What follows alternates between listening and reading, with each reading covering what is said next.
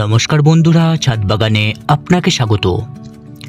আজকে আমি ছাদ বাগানে বাগানবিলাস গাছের বেশ কিছু সমস্যার কথা আপনাদেরকে জানাবো।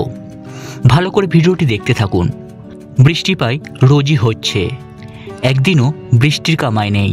এই বৃষ্টির কারণে প্রথম দিকে গাছেদের সঠিক বাড়বৃদ্ধি হলেও, গাছেরা সবুজ হলেও এখন অতিরিক্ত বৃষ্টির কারণে গাছের বাড়বৃদ্ধি বা গ্রোথ অনেকটাই থমকে গিয়েছে এবং নানান সমস্যার সম্মুখীন হতে হচ্ছে। তাই জন্য আজকে আমি আপনাদেরকে এই বাগানবিলাস গাছেদের বর্ষাকালের বৃষ্টির জন্য কী কী সমস্যা হচ্ছে সেটা আমি হাতে নাতে দেখাবো। তার কারণে কি কি করছেন কিংবা কি কি করবেন সেই সমস্ত কথাও ধীরে ধীরে আপনাদেরকে জানাবো। তাই জন্য ভিডিওটি সম্পূর্ণরূপে দেখুন, স্কিপ করে দেখবেন না। স্কিপ করে দেখলে অনেক তথ্যই মিস করে যেতে পারেন। তো আসুন ভিডিওটি শুরু করা যাক।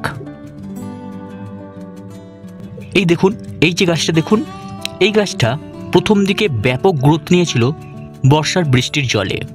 দীর্ঘদিন ধরে বর্ষার জল হওয়ায় এর গাছের মাটিতে যে খাদ্য গুণাগুণ ছিল সেগুলো ধীরে ধীরে নষ্ট হতে শুরু করেছে, কিংবা গাছ সেগুলোকে শোষণ করে নিয়েছে। বাদবাকি বৃষ্টির জলে সমস্ত ধুয়ে গিয়েছে এবং রোজের বৃষ্টির কারণে এ প্রায় 24 ঘন্টায় ভিজে আছে মাটিটা। আমার ড্রেনেজ সিস্টেম ভালো হবার জন্য শিকড় সেভাবে পচেনি, কিন্তু দীর্ঘদিন ভিজে আছে, গাছের খাবার সেভাবে মাটিতে হচ্ছে না এবং সেভাবে আমি মিক্সড খাবার বা ভার্মি কম্পোস্ট এগুলো মাটিতে দিতে পারছি না। যা দিচ্ছে আমি গাছের পাতায়, এবং জল হচ্ছে তা ধুয়েও যাচ্ছে। আমি স্টিকার খুব একটা ব্যবহার করি না। তো দেখুন গাছের পাতাগুলো কিভাবে কুঁকড়ে গিয়েছে। এটা আপনাদের বাগানেও বাগানবিলাস গাছে দেখা যেতে পারে। অতিরিক্ত বৃষ্টির কারণে, মাটি ভেজার কারণে এই যে পাতা কুঁকড়ে গেছে বাগানবিলাসের, এটা হয়ে থাকে। এটার জন্য কোনো ওষুধ বা কোনো কিছু করার দরকার নেই। এটা স্বাভাবিক কারণেই বৃষ্টি ধীরে ধীরে যখন কমতে থাকবে, একটু একটু রোদ যখন বেরোতে থাকবে, গাছটিও ঠিক সেই সময় রিকভারি করবে। গাছের এই যে পাতা কুঁকড়ে গেছে, এই সমস্যাটা আরও একটি কারণের জন্য হয়ে থাকে। ম্যাঙ্গানিজ, আয়রন, ক্যালসিয়াম এই সমস্ত কারণেও এই পাতা বা ডালগুলো যে এইভাবে বাড়বৃদ্ধি হচ্ছে না, পাতা কুঁকড়ে যাচ্ছে, এই সমস্যাগুলো দেখা দিতেই পারে। তাই জন্য আপনারা বৃষ্টি যখন থামবে, একটু রোদ বের হবে, তখন গাছেদেরকে সময় করে আপনারা একটি ভালো মানের মাইক্রোনিউট্রিয়েন্ট খাবার দেবেন। তাহলে দেখবেন গাছের এই সমস্ত যে ছোট্ট ছোট্ট সমস্যাগুলো হচ্ছে আর হবে না। এবং গাছের মাটিটা যে ভিজে আছে, অতিরিক্ত গাছের মাটিকে নাড়াচাড়া করবেন না কিংবা খোঁচাখুচি করবেন না, যার কারণে কিন্তু শিকড় এফেক্টেড হতে পারে এবং গাছের পাতা সঠিকভাবে খাবার গ্রহণ করতে পারবে না। তাই জন্য আপনারা একটু ভালো ওয়েদারের অপেক্ষায় থাকুন। এবছরের বর্ষা ব্যাপক হচ্ছে, রেকর্ড পরিমাণে বৃষ্টি হচ্ছে। তো আশা রাখতেই পারি বেশ কিছুদিনের মধ্যেই বর্ষা হয়তো বিদায় নেবে। সেই আশাতেই আমরা গাছেদেরকে ট্রিটমেন্ট করব। এখন গোড়ায় কোনো রকম খাবার দেব না। মাটি ভিজে আছে, থাক, একটু রোদ বেরোলেই মাটির সব ঠিকঠাক হয়ে যাবে। তখন কিভাবে ট্রিটমেন্ট করতে হবে আমি আপনাদেরকে ধাপে ধাপে সেটি দেখিয়ে দেব। এখন কোনো রকম ভার্মি কম্পোস্ট, মিক্সড খাবার এগুলো একেবারে হবে না, দেওয়া যাবেই না। তাহলে পাতায় কোনো রকম আমরা খাবার দিতে পারবো, 10-26-26 দিতে পারবো, NPK 19-19 দিতে পারবো, মাইক্রোনিউট্রিয়েন্টও দিতে পারবো। এই গাছের যে পাতা কুঁকড়ে গেছে, এই সমস্ত সমস্যাগুলো আস্তে আস্তে দূরও হয়ে যাবে। এই যে গাছগুলো দেখুন, এই গাছগুলো আমি প্রথম দিকে বর্ষার আগের দিকে আমি এদেরকে প্রুনিং করে দিয়েছিলাম এবং একটু খাবার দিয়ে দিয়েছিলাম। সেই হিসাবে গাছগুলো ব্যাপকভাবে বেড়ে উঠেছিল। প্রথম বর্ষার জল পেতে পেতে গাছগুলো এতটাই সবুজাভ হয়ে উঠেছিল এবং ছোট্ট ছোট্ট ডাল এতটাই বিস্তার করেছিল, যা দেখতে খুবই ভালো লেগেছিল। কিন্তু ধীরে ধীরে যত সময় গড়িয়েছে, যত বর্ষার বৃষ্টির জল পেয়েছে, ততই গ্রোথ থমকে গিয়েছে এবং উপরের এই যে কাটা ডালগুলো দেখুন একটু কালো হয়ে গিয়েছে এবং নতুন যে ডাল বেরোবার কথা সেগুলো আর বেরোচ্ছে না। এগুলো হচ্ছে অতিরিক্ত বৃষ্টির কারণ। এই বৃষ্টির কারণেই এগুলো হচ্ছে। কোনো কিছু করার দরকার নেই, এখন এই অবস্থায় রেখে দিন। এবং আপনারা যদি মনে করেন গাছের গ্রোথ আনবেন, তাহলে সামান্য পরিমাণ মাটিতে DAP দিতে পারেন এবং পাতায় 10-26-26 দিতে পারেন। অল্টারনেটিভভাবে যে কোনো একটি আপনারা ব্যবহার করুন, তাহলে ফলাফল ভালো হবে, গাছের গ্রোথ আর একটু হবে। তবে আমার মতে বা আমার অভিজ্ঞতায় যেটা বলছে, এই মুহূর্তে কোনো রকম সার প্রয়োগ না করে বর্ষাটাকে বিদায় কাটিয়ে যদি গাছের আমরা সঠিকভাবে খাদ্য দিতে পারি, তাহলে কিন্তু গাছ যে গ্রোথ পাবে বা গাছের যে বাড়বৃদ্ধি হবে তা কিন্তু এই সময় খাবার বা সার দিয়ে হবে না। কারণ অতিরিক্ত বর্ষার বৃষ্টিতে সমস্ত খাবার ধুয়ে গিয়ে গাছ হয়তো এক অংশ পাবে, বেশিরভাগটাই জলে ধুয়ে নষ্ট হয়ে যাবে। তাই জন্য এখন গাছেদেরকে সেভাবে খাবারের দিক থেকে পরিচর্যা না করাই ভালো। এবার একটা সমস্যা দেখাচ্ছি, ভালো করে দেখুন। এই যে গাছের পাতাগুলো দেখছেন, এগুলো ভেরিকেটেড হয়ে যাচ্ছে, দেখতে পাচ্ছেন? এগুলো সাধারণ গাছ, কোনোটা হয়তো অরেঞ্জ গোল্ড আছে এর মধ্যে, কোনোটা হয়তো শুভ্রা আছে, কোনোটা চেরি ব্লুজুম আছে, এরকম আছে গাছ। আমার এখন মনে নেই আইডিগুলো, আর টপগুলোকে একটু এপাশ ওপাশ করে সরানো হয়ে গিয়েছে, তাই জন্য আইডিগুলো আমার ঠিকঠাক এখন মনে নেই। দেখুন এর গাছের যে পাতাগুলো দেখুন কীভাবে ভেরিকেটেড হয়ে গেছে বা একটু লালচে লালচে হয়ে গেছে। এগুলো গাছের অনুখাদ্যগুলো যে আমরা দিই বিভিন্ন সময়ে সময়ে, সেগুলোর অভাব আছে। এবং গাছে যে আমরা এনপিকে দিই, নাইট্রোজেন, ফসফরাস, এগুলো যে দিই গাছে, তারও এগুলোতে অভাব রয়েছে, যার জন্য পাতার কালারগুলো ধীরে ধীরে পাল্টে যাচ্ছে।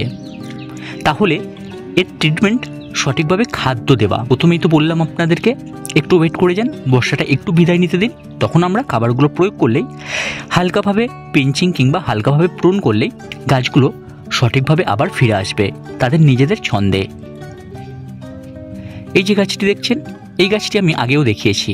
ট্রিটমেন্ট শুরু করেছি, যেহেতু বর্ষাকাল চলছে তাই রিকভারি হতে একটু দেরি হচ্ছে। এই ভীষণ বর্ষার বৃষ্টিতে যদি গাছ অনবরত ভিজতে থাকে এবং যেই গাছের আইডিগুলো একটু ক্লোরোসিসের প্রবণতা থাকে, তাদের কিন্তু ক্লোরোসিস হতেই থাকে, খুব একটা ভালো হতে চায় না। এই ওয়েদারটা যতক্ষণ না কাটবে ততক্ষণ পর্যন্ত গাছ ঠিকঠাকভাবে রিকভারি করা অসম্ভব ব্যাপার বা একটু কষ্টদায়ক। রিকভারি হবে, পুরোপুরি হওয়া সম্ভব নয়। ওয়েদারটা যদি ফ্রেশ হয়, ধীরে ধীরে এই গাছগুলো রিকভারি করবে। দেখুন কিভাবে ক্লোরোসিস আক্রান্ত হয়েছে গাছটি। এইভাবে কিন্তু আপনাদেরও গাছ ক্লোরোসিস আক্রান্ত হতে পারে।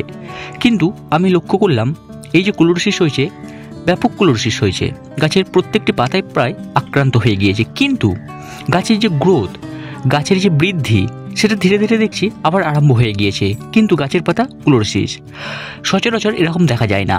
গাছে যদি ক্লোরোসিস হয়, গাছের বৃদ্ধি কিন্তু থমকে যায়। যেহেতু বর্ষা চলছে, গাছটি কিন্তু ধীরে ধীরে তার বৃদ্ধি ধরে রেখেছে। আমি হালকাভাবে কিছুদিন আগে প্রুন করে দিয়েছিলাম, ছোট্ট ছোট্ট পাতা বেরিয়েছিল এবং গাছের উপরের যে পাতাগুলো সেগুলো সবুজ হয়ে বেরোচ্ছিল। আমি ভেবেছিলাম গাছটি হয়তো ক্লোরোসিস আর নেই, ধীরে ধীরে রিকভারি করছে, কিন্তু না, পরবর্তীকালে আবারও তা দেখা দিয়েছে।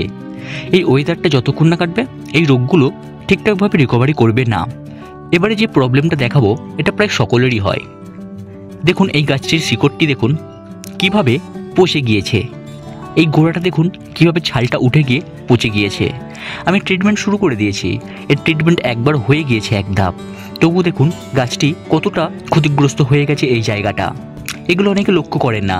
ছাল, উপরের যে গাছের ছাল বা বাকল আছে, সেটা গাছের এই অংশ ঢেকে থাকে, সেহেতু বাইরে থেকে কোনো রকম বোঝা যায় না।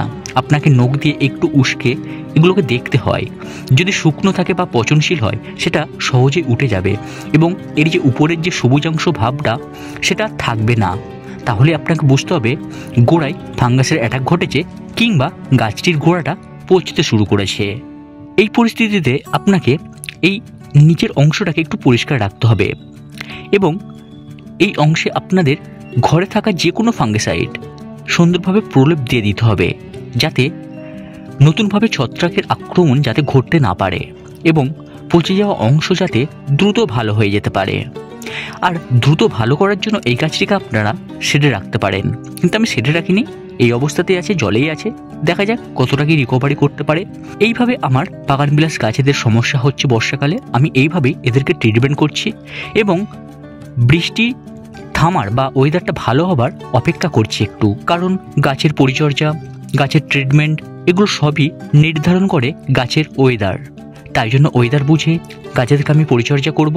আপনারাও গাছেদের বিভিন্ন সমস্যাগুলোকে নির্ধারণ করুন, চিহ্নিত করুন এবং সেগুলোকে কিভাবে আপনারা ভালো করবেন, গাছগুলোকে কিভাবে রিকভারি করবেন তার একটি প্ল্যান করে নিন।